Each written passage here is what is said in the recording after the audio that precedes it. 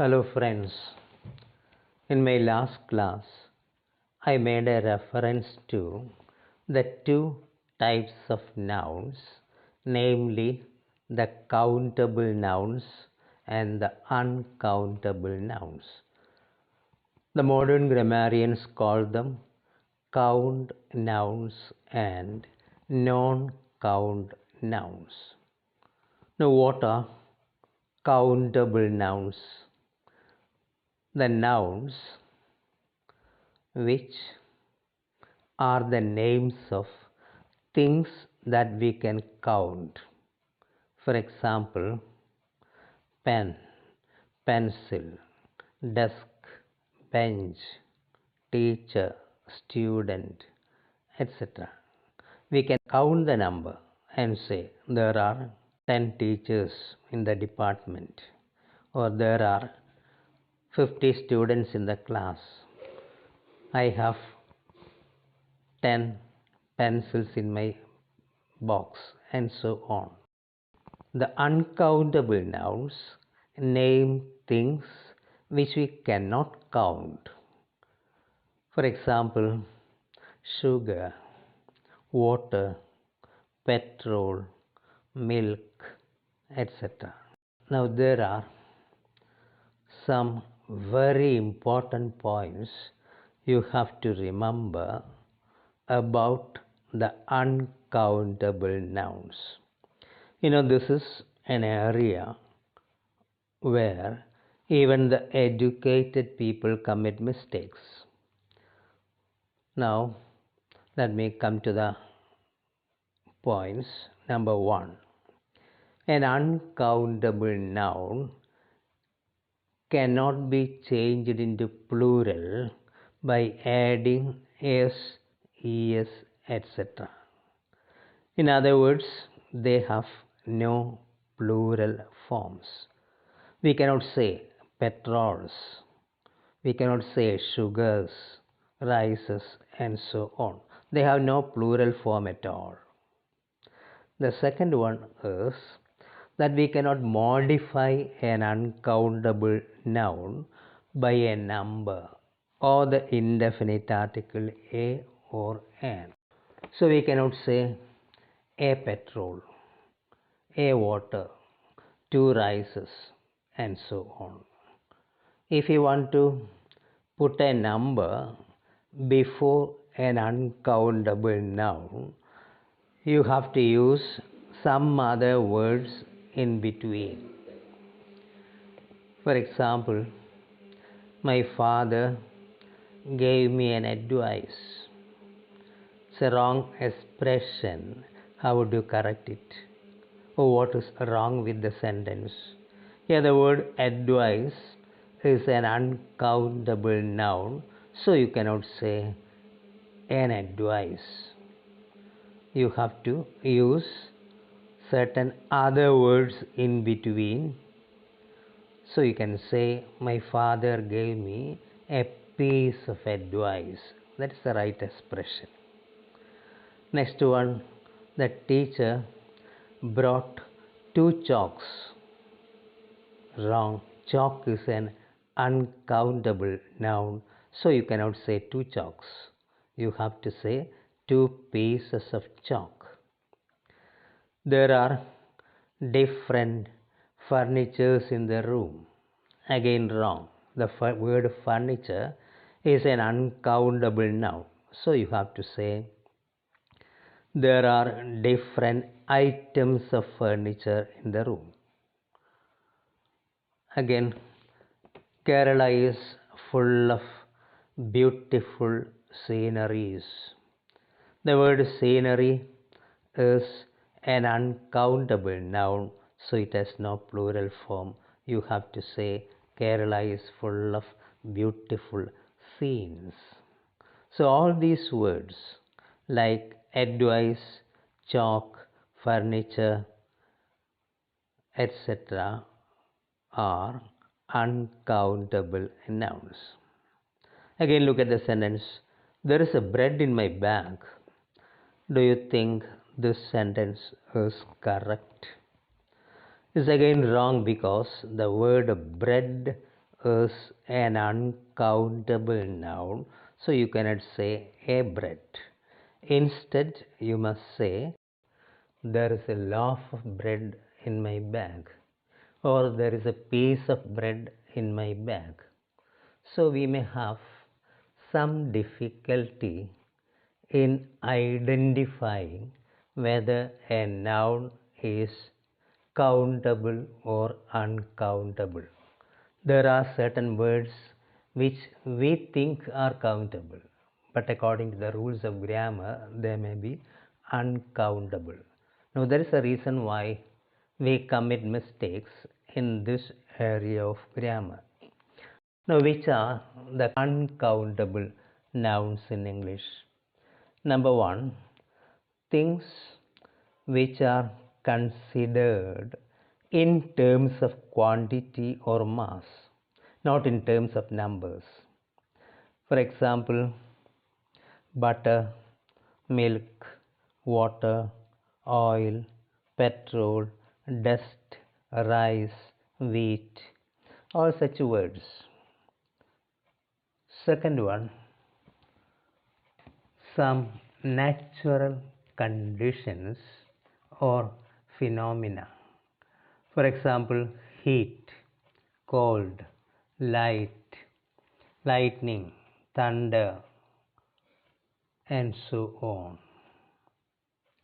Number three, abstract nouns like happiness, beauty, friendship, freedom, etc. etc. Next one, the branches of learning like mathematics, economics, chemistry, logic, and so on. Some uncountable nouns can be used as countable with some difference in meaning. For example, the word work is uncountable, but we can use it as countable also. For example, I have a lot of work to do. There the word work is uncountable. But if I say, I am very much interested in Shakespeare's works, there the word work is used as a countable noun, and we can use the plural form also. Again, the word justice, it can be used both as countable and uncountable. He was appointed as a justice of the High Court. There it is countable, but normally it is used as an uncountable noun. Now look at the word room, R-O-O-M, room. There are 3 rooms in this house. There it is used as a countable noun. Look at the other sentence. Is there room for 2 more passengers in your car? There it is used as an uncountable noun. Again, it is interesting to note the following points. The word bag, briefcase, suitcase, etc. are countable, and we can use the plural forms bags, briefcases, suitcases, etc. But the words baggage and luggage are uncountable, and they cannot be used in the plural form. Next, the words like bangles, rings, necklaces, etc. are countable, but the word jewelry is uncountable. The word meal is countable, but the word food is uncountable. The word tool is countable, but the word equipment is uncountable. Very often the science students commit mistakes here and say the equipments in the lab. Actually, there is no word as equipments. Equipment is uncountable, therefore you cannot use it in the plural form. You have to use the term the tools. The tools in the factory are old. Again, the word money is uncountable. That is why we don't say monies. But the word rupee is countable. We can say 100 rupees. Money is uncountable. Rupee is countable. And again, job. He got a new job. Job is countable, but work is uncountable. The words like house, bungalows, etc. are countable, but the word accommodation is uncountable. Don't say accommodations.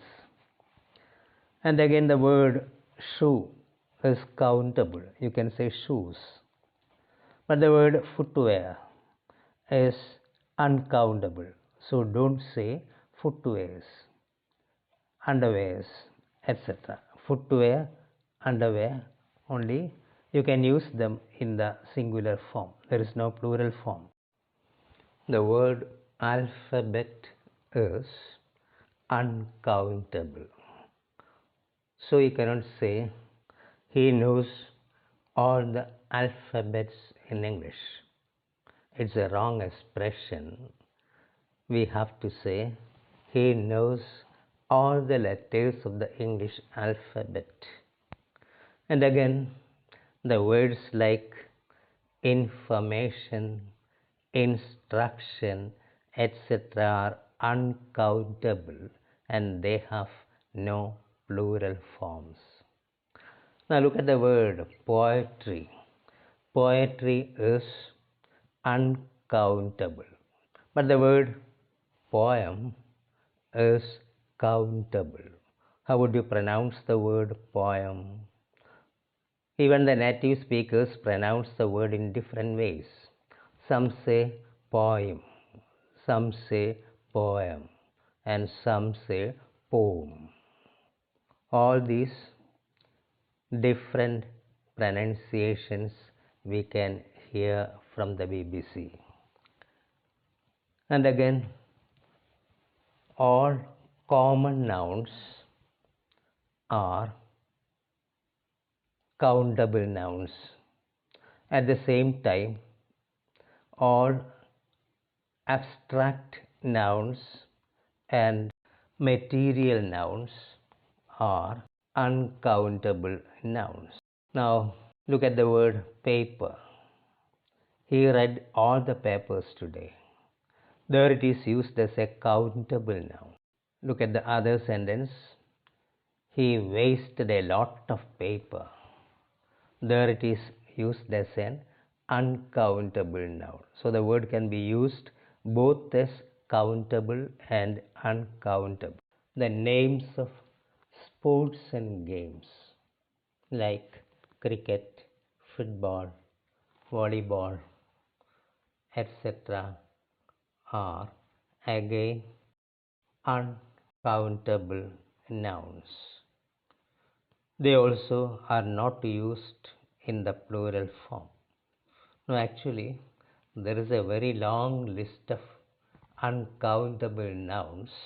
As the time doesn't permit me, I cannot list all of them. Now, that much about the count nouns and non-count nouns.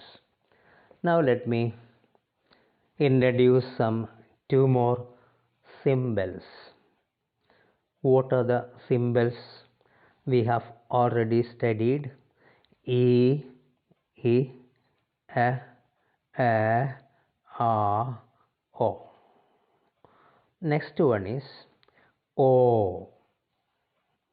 Just write the symbol for the old symbol for O and then put two dots after that, then it becomes O. Now this sound occurs in all the three positions, initially, medially, and finally in words. Now look at a few words where it occurs in the initial position. All, all, all, order, ought, oar, or, etc. Then in the middle position, BOARD, board, FALL, fall, SWORD, sword, YAWN, yawn, CRAWL, crawl, and so on. Now it also occurs in the final position. Look at the words FLOW, flow, CORE, core, then POUR, pour, STRAW, straw, etc. Now this sound occurs in all the three positions.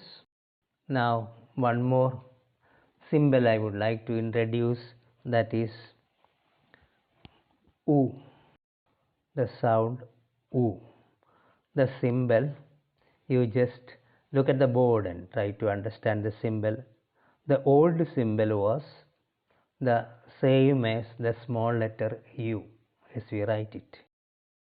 But there is a slight change in the modern symbol U. This sound usually occurs in the medial position only. It doesn't occur in the initial position. That means there is no word beginning with U sound. But in the middle position, there are so many words that you know. For example, book, cook, took, put, all these words have U sound in the middle position. Now it doesn't occur in the final position also. Especially in rapid speech, it never comes in the final position. So we have studied two more symbols, O and U. Now, in my last class, I had asked you a funny question, but nobody turned up with the correct answer. Actually, there was something wrong with the question, especially in the written form. My head is my tail is my head, you are in the middle. What am I? That was the question. That you are should be written as the two letters U and R. You are. Then it means the early part and the last part are the same. The two letters U are in the middle. Therefore, the word is church. CHURCH, church. Okay, now for the time being, we can stop and continue in the next class. Thank you.